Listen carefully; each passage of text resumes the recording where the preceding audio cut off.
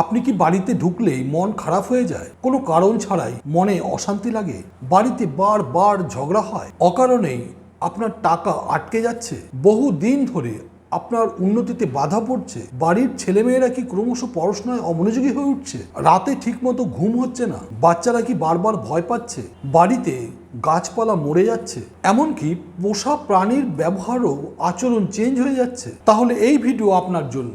বাস্তুশাস্ত্র ও আধ্যাত্মিক জ্যোতিষ মতে ধীরে ধীরে বাড়িতে জমা হয় নেগেটিভ এনার্জি। আর সব থেকে ভয়ঙ্কর বিষয় হলো অনেকে বুঝতেই পারেন না তাদের বাড়ির পরিবেশে তাদের মানসিক অস্থিরতা, আর্থিক সমস্যা এবং ভাগ্যকে ধীরে ধীরে দুর্বল করে দিচ্ছে। আজকের ভিডিওতে আমরা বলবো বাড়িতে নেগেটিভ এনার্জি থাকলে কি কি সংকেত দেখা যায় এবং কোন জিনিসগুলো বাড়িতে নেগেটিভ এনার্জিকে টেনে আনে। মধ্যবিত্তের ফ্ল্যাট কালচারে সব থেকে কমন মিস্টেক কি, রাহু শনি এবং বাস্তু দোষ সম্পর্কে, আর সব থেকে গুরুত্বপূর্ণ বিষয় এই সকল নেগেটিভ এনার্জি দূর করার সব থেকে বাস্তবসম্মত এবং সহজ সমাধান কি। ভিডিওর শেষে এই রেমেডিটা কোনোভাবেই মিস করবেন না, কারণ যারা এই রেমেডিটা ইতিমধ্যে করেছেন তারা সকলেই ফোন করে জানিয়েছেন তারা সকলেই অত্যন্ত ভালো ফল পেয়েছে।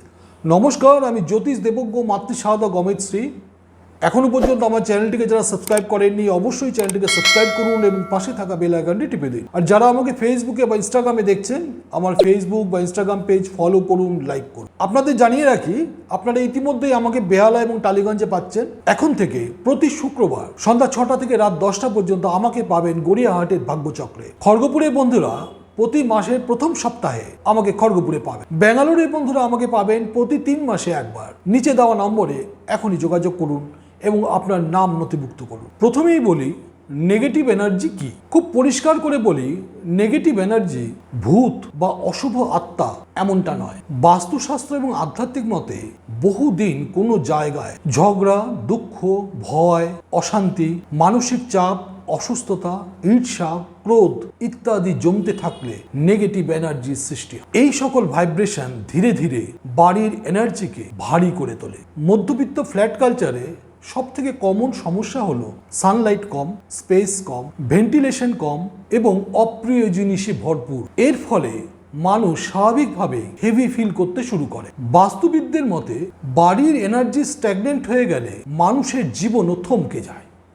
বাড়িতে ঢুকলে অস্থিরতা। অনেক সময় আপনারা খেয়াল করে দেখবেন বাড়িতে ঢুকলেই মন অশান্ত হয়ে ওঠে। খেয়াল করুন যতক্ষণ বাইরে ছিলেন সব ঠিকঠাকই ছিল, কিন্তু যখনই আপনি ঘরে প্রবেশ করলেন আপনার মন অস্থির হয়ে উঠল, শরীর হেভি ফিল করতে শুরু করল, কোনো কাজ করতেই যেন আর ইচ্ছে করে। অনেক সময় বাড়িতে আসা অতিথিরাও বলে কেমন যেন একটা চাপা পরিবেশ।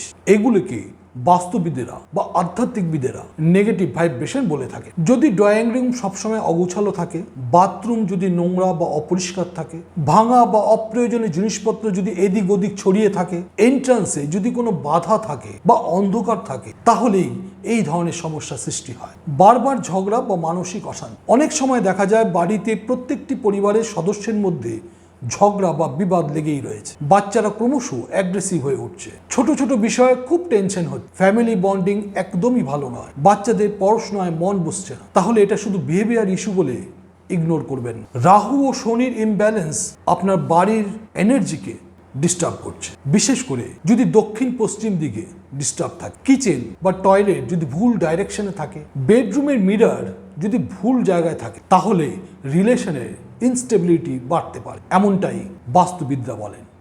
মধ্যবিত্তের একটা সব থেকে কমন সমস্যা, টাকা আসছে কিন্তু থাকছে না, একটার পর একটা খরচা আসছে, রোগ জ্বালায় বা ওষুধের পিছনেই খরচা হয়ে যাচ্ছে, বাড়ির সকল ইলেকট্রনিক্স দ্রব্য বারবার খারাপ হচ্ছে, বাড়ির জিনিসপত্র বারবার খারাপ হচ্ছে, অপ্রত্যাশিতভাবে লোকসান হচ্ছে। তাহলে মনে রাখুন আপনার বাড়ির এন্ট্রান্সে এই সমস্যা রয়েছে। বাস্তুশাস্ত্রে বাড়ির এন্ট্রান্সকে অত্যন্ত গুরুত্ব দেওয়া হয়। বাড়ির এন্ট্রান্সকে বলা হয় এনার্জি গেটওয়ে। যদি এন্ট্রান্স নোংরা থাকে, অন্ধকার থাকে বা ব্লক থাকে, তাহলে পজিটিভ ফ্লো বাধা পায়।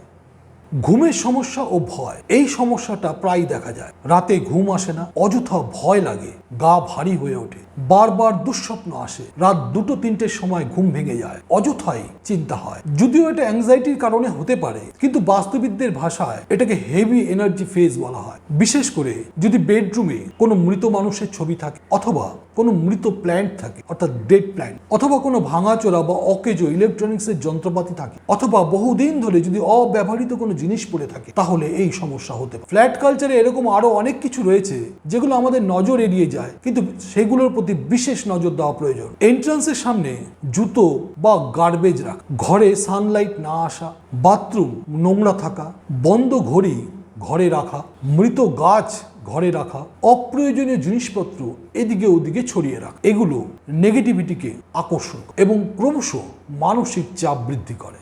উন্নতিতে বাধা, আমাদের প্রায় এই সমস্যার সম্মুখীন হতে হয় যে উন্নতিতে বাধা আসছে। উন্নতিতে বাধার প্রধান কারণ হলো সিঁড়িতে আবর্জনার স্তূপ করে রাখা। সিঁড়িকে সবসময় পরিষ্কার পরিচ্ছন্ন রাখতে হবে এবং সিঁড়ি দিয়ে ওঠা নামার সময় যেন কোনো রকম বাধা না আসে। সিঁড়ি দিয়ে ওঠার সময় যদি আপনি বাধাপ্রাপ্ত হন, তাহলে নিশ্চিতভাবে আপনার উন্নতিতে বাধা পড়বে।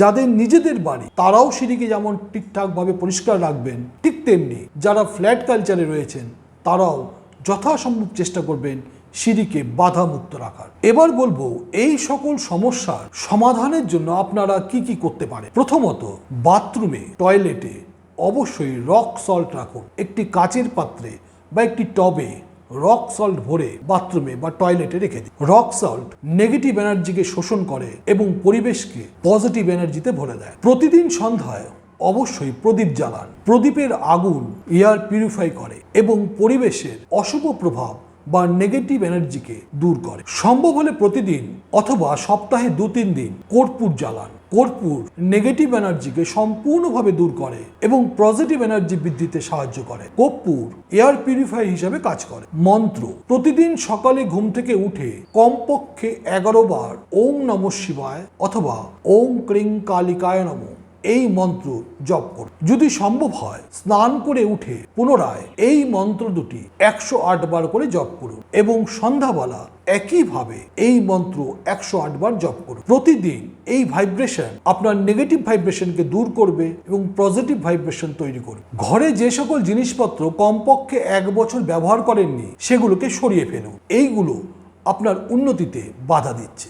মনে রাখবেন, স্ট্যাগনেন্ট অবজেক্ট মানে হলো স্ট্যাগনেন্ট এনার্জি। দরজা জানলা খুলে রাখুন, আলো এবং বাতাসকে ঘরের মধ্যে প্রবেশ করতে দিন। বসার ঘরে একটা টেবিলে ক্রিস্টাল পিরামিড রাখুন। এটা আপনার বাড়ির এনার্জিকে ব্যালেন্স করবে এবং সেন্ট্রালাইজ করবে। ক্রিস্টাল ট্রি, বাড়ির যে কোনো স্থানে একটা ক্রিস্টাল ট্রি রাখুন। এটা আপনার ব্লকেজ সরিয়ে ফিনান্সিয়াল গ্রোথ আনতে সাহায্য করবে। একটা কথা মনে রাখবেন, সব সমস্যা নেগেটিভ এনার্জি নয়, কিন্তু একটা বাড়ির পরিবেশ মানুষের মাইন্ড, ইমোশন এবং ডিসিশনকে প্রভাবিত করে। যে বাড়িতে সবসময় অন্ধকারময় থাকে, যে বাড়িতে সবসময় চিৎকার হয়, যে বাড়িতে জিনিসপত্র এদিক ওদিক বিক্ষিপ্ত, যে বাড়িতে নিয়মিত ঝগড়াঝাটি চলছে, সেই বাড়িতে অবশ্যই পজিটিভিটি কমবে। আর যে বাড়ি পরিষ্কার, যে বাড়িতে নিয়মিত মন্ত্রপাঠ হয়, যে বাড়িতে নিয়মিত ধূপ ধুনো দিয়ে পুজো হয়, যে বাড়িতে মানুষ শান্তভাবে কথা বলে, যে বাড়িতে ভালোবাসা রয়েছে, পরিবারের সদস্যের মধ্যে বন্ডিং রয়েছে, যে বাড়িতে আলো, সুগন্ধ ও পজিটিভিটি রয়েছে,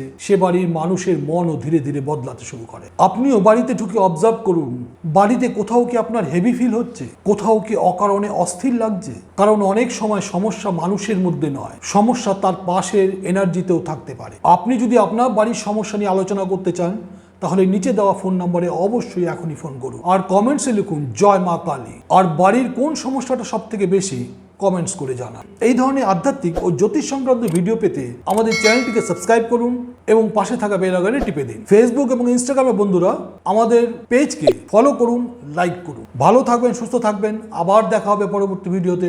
নমস্কার।